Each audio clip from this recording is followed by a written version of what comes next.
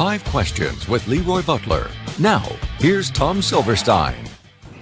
Hello, everyone. Welcome to 5 Questions with LeRoy Butler, and this is the post-Brazil edition of our show. And I'm good. back.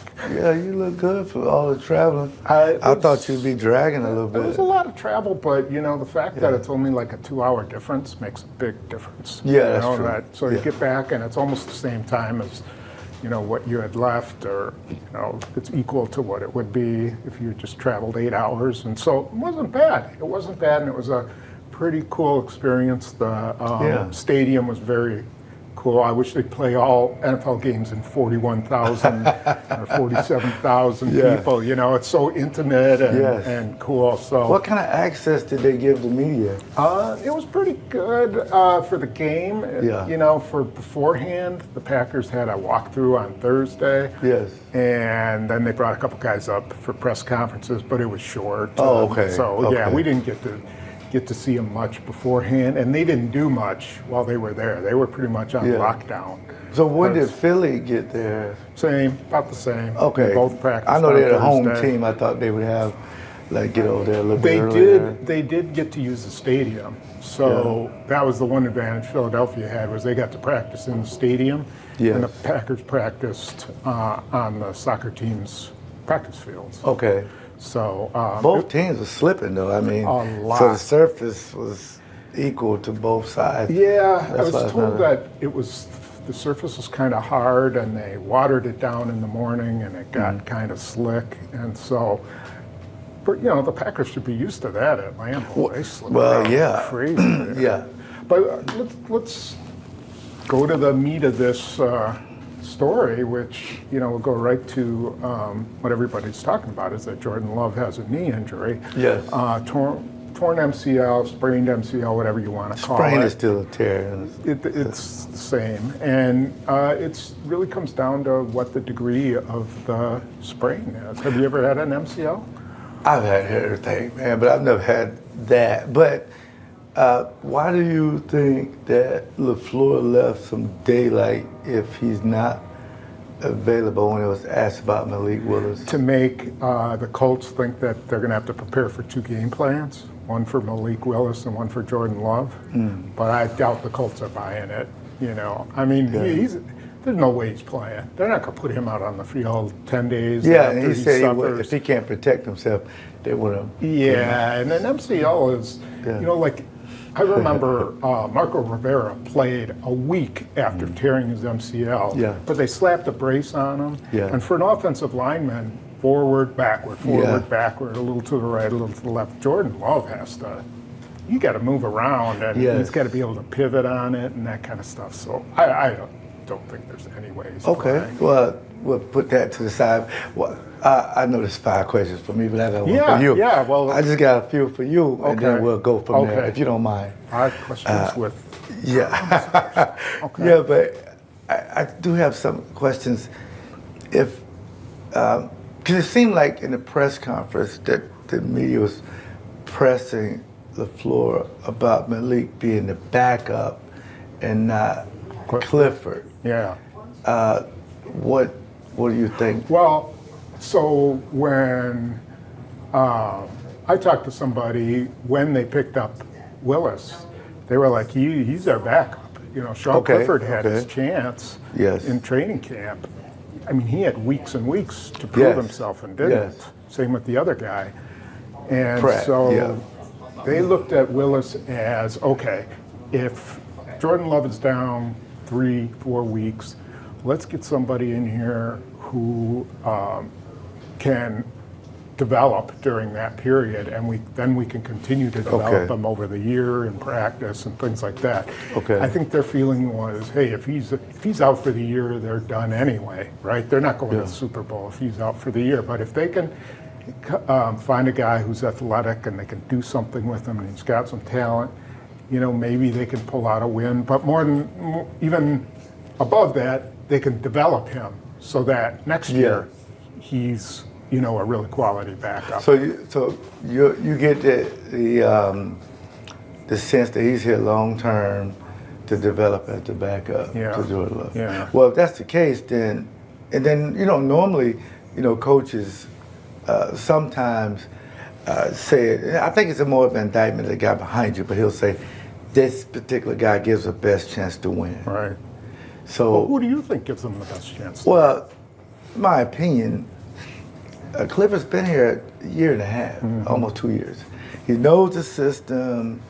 He knows everything about it. Yes, he did not have a great preseason, but you brought him back to continue developing him. And now it's a break the glass moment. Yeah.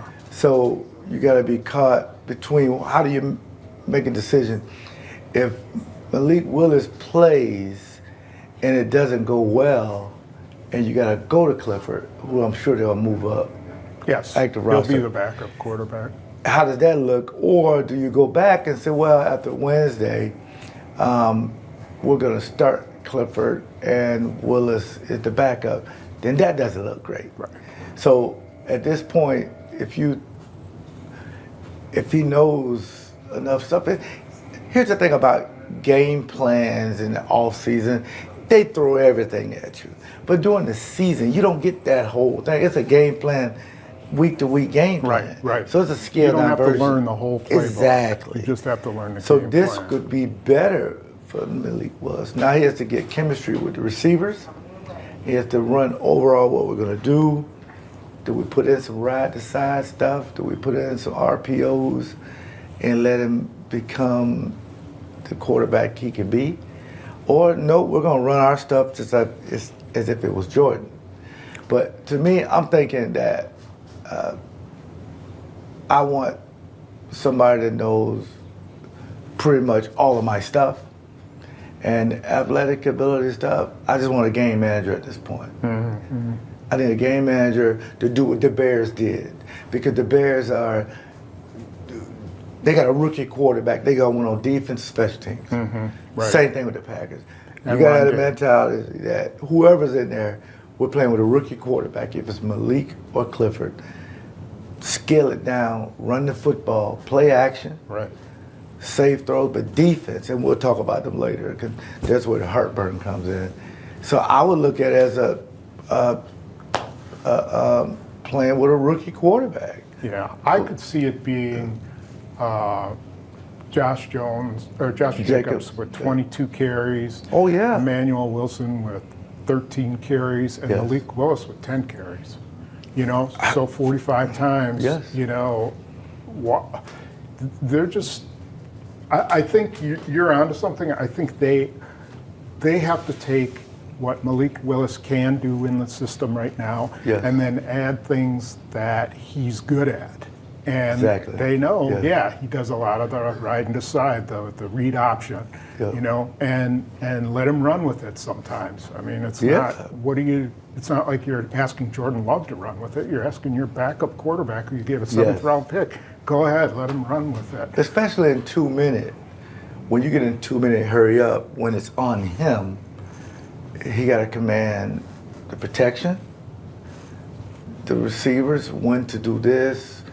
I got to know some checks to go to a draw, screen, and and Joe Mixon got 30 carries against these guys, 159 yards. You can run the ball in Indianapolis, but if you're in Indianapolis, just thinking, I'm going to put 15 people Right, up there, 20 exactly, people, and exactly. just make Josh Jacobs have a career day. But that one you can go into using your tight ends and stuff like that. So the Tom Clements of the world and the Adam Sternovich, these guys, that's all they do, man. They love this kind of scientist They stuff. better have the game plan of their life, because they didn't Yeah. really have that great of a game plan against the Eagles. They struggled to run the ball early. Yes. And if they would have been able to run the ball early, probably would have won that game given their opportunities that they had in the first Yeah. quarter. It made 3 me think times. about the San Francisco game when you had opportunities in the red zone. They were 1 for 4. Right, right. And that's one of the things I talked about, Tom, after our last show.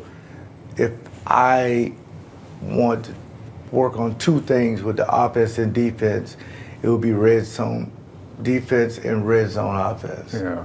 Pretty much the whole off season. Yeah. For the most part, sprinkle it in, have a period red zone. Now the other team gets paid too. I get that, but sometimes it just, especially in the second half or for the offense, the first half, because after McKinney's interception, you're thinking you should be up 14 Absolutely. to nothing. Yeah. But I think they have to run the ball better in the red zone. One thing I thought Philadelphia did really well was run the ball in the red zone, Yes. you know, and then you get so consumed with stopping that run, then you dump the ball out to Saquon Barkley in the flat, and nobody can cover him. And then, you know, you watch Detroit in that overtime game. yes, What did they do? They just pounded it. pounded it. And once they got in the red zone, I don't think they passed, did they? No, they just, I mean Montgomery just took over. I mean, right. and it was unbelievable. I mean, Detroit has a magnificent line, but the Packers in the second half ran the ball better. Even when Emmanuel Wilson came in, they had gaping holes. Yeah. So they had to do a lot of motion stuff. I'm gonna tell you, I've been saying this forever, Tom. Every time you move a person, defenses sometimes get confused. Yeah. If they line up and empty, I don't care if you put the back out and bring him all the way back, defenses, they have to think on the run, and sometimes you can hit a guy. And that's what they were doing to the Packers defense. They were moving guys around, they were showing bunch, and they were offsetting Saquon Barkley, and they just didn't have an answer for The it. thing that was, I saw that as well, and the thing that surprised me as to them not getting it done was they didn't look like they were panicking. Like they were, you could see them, their communication was really good, they were constantly talking, you know, and then for whatever reason they'd miss a tackle, someone was in the wrong spot. You know, Philly's offensive line is very good, but you better get used to that because you're going to face Detroit's offensive line twice. And, Yes. you know, you got a lot of pretty good offensive Indianapolis lines. line is pretty good. Yeah, Indianapolis will be able to run it. So I have a I'm not solution, sure. Yeah. though, on defense. What's that? I was going to save it for X and O, but Go ahead, mention it, and then we'll follow first up I'm on going it. to admit that I was wrong about something, because sometimes That's only the I know second the time media you've ever guys. been wrong. Well, the media never admits when they're wrong, but I was always thinking in my head that Quay Walker was Fred Warner. Put him in the middle and let the other guys roam. I was wrong about that. Yeah. I would, if it were me, 58 would be in the middle because he's a thumper, and 7, Quay Walker would be out on the perimeter covering Saquon Barkley of the backs. And that's what, because you had 58 trying to cover Saquon Barkley. It ain't going to happen. I agree with So, you 100%. I Yes, said that in a yes. podcast the other day. Oh, that did you? Quay Yeah. Walker can't play inside. That's No, I not- wouldn't play it. But I wanted him. I wanted him in Right, there. you wanted him 'cause to I be wanted that the guy, size. Yeah, right? but no, he needs to be the will.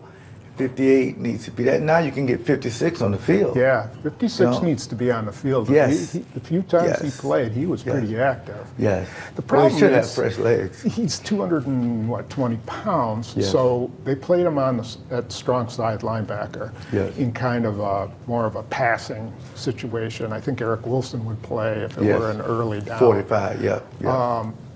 So maybe you can get away with that. But, you know, I think the problem with McDuffie, he's 230 pounds. He's an undersized Yes. inside linebacker. At some point, they might have to go with the rookie, Teron Hopper.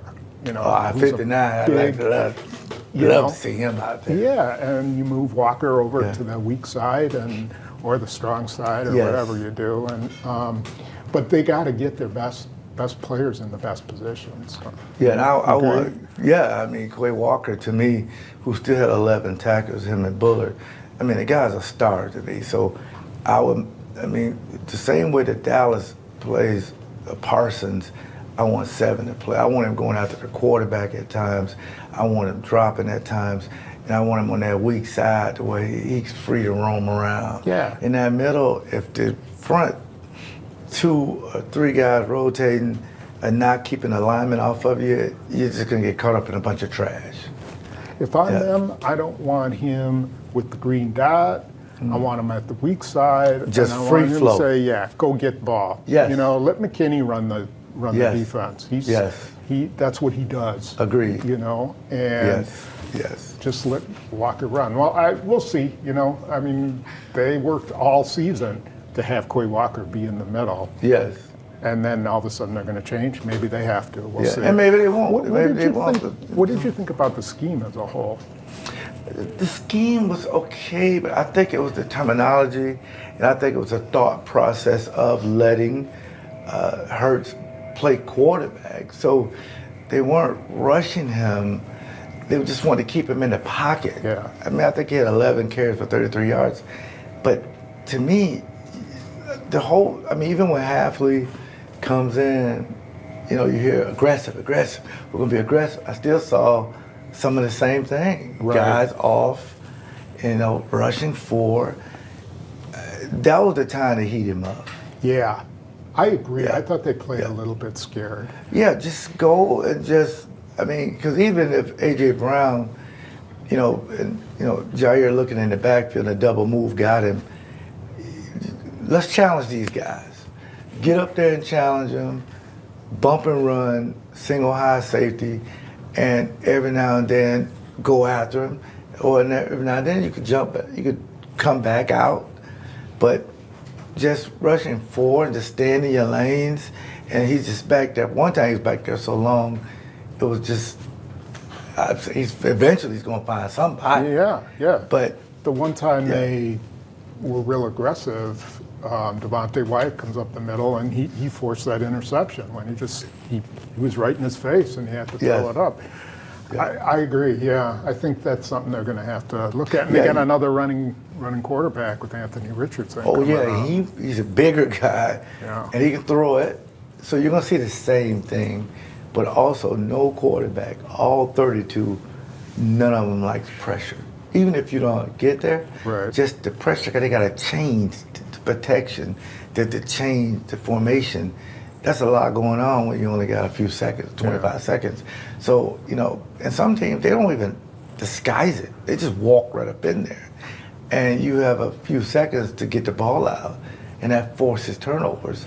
So I think they have to be but if you're a fan and you're thinking all off season, we made a change, and then you see much of the same, can't stop the run, and you're giving up 34 points, it's kind of a head scratcher. Yeah.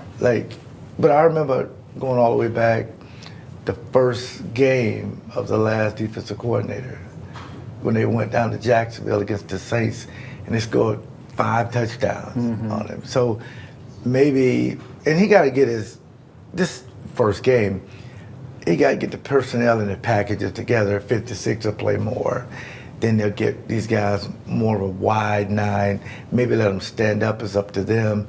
But they got to do something internally as well. And plus the 10 penalties gives you heartburn, because now a couple of penalties were questionable, but for the most part, you when you're +2, you normally win those games. Yeah, you shouldn't lose it. I mean, but you hurt yourself when they had to push or whatever, and you jump off sides on 4th down. Holding in the red zone, that just kills you. False starts, in the red zone, that kills you. I don't know about that Jair Alexander holding penalty. But, that was not. But that kills you. That was a really bad penalty. So they got some stuff to clean up. All right. Well, let's look ahead and get your predictions for the Colts game. So it's Alumni Weekend. We'll have maybe close to 100 alumni there, and they normally play really well. I think last year they were down 17-0 to the Saints, and they came back to win that game, 18-17. So Malik Willis will be there, and you got to win with special teams and defense. And you had a young kicker; he made 3 or 4. But this game may come down to that, kicking, special teams, and I say the Packers win 17-13. Low-scoring game, a defensive battle, and hopefully they could stop Jonathan Taylor. Because if he's watching that last film, yeah, he's going to excited, the coaches, hey, you know I went to school up the street. I want 40 carries. Right. And, you know, Michael Pittman Jr. is a pretty capable wide receiver as well. So I said it'd be an ugly game, 17-13. All right, sounds good. Who do you want to thank? Yeah, I want to thank Pick and Save, of course. Go to Pick and Save Metro Market. You can go to Pick and Save/LeRoy Butler for all of my recipes. And again, MilwaukeeWindowGuys.com. And anywhere you download podcasts, please download the Leap 36 podcast with me and former Packer Gary Ellison. And make sure you subscribe to Tom and on PackerNews.com. We need more subscriptions. The more subscriptions we can get, the more time we can keep this guy, because that's where all the money goes. Yeah, right. Because some of the stuff, people complaining, well, I can't read it. Get a subscription. It's not that much. It's very cheap. Maybe a tank of gas. Right. But you get all the Tom stuff. And everybody else too. Yes. So well, mainly I'm doing it for you. It keeps us going as well. Yeah. Don't forget X's and O's. We're going to take a look at why Jaden Reed is such a dangerous guy on their offense, and also you know I drafted him, by the way. We'll take a look at Saquon Barkley and what happened on one of his runs. Yes. So be sure you join us. See you next time. Bye.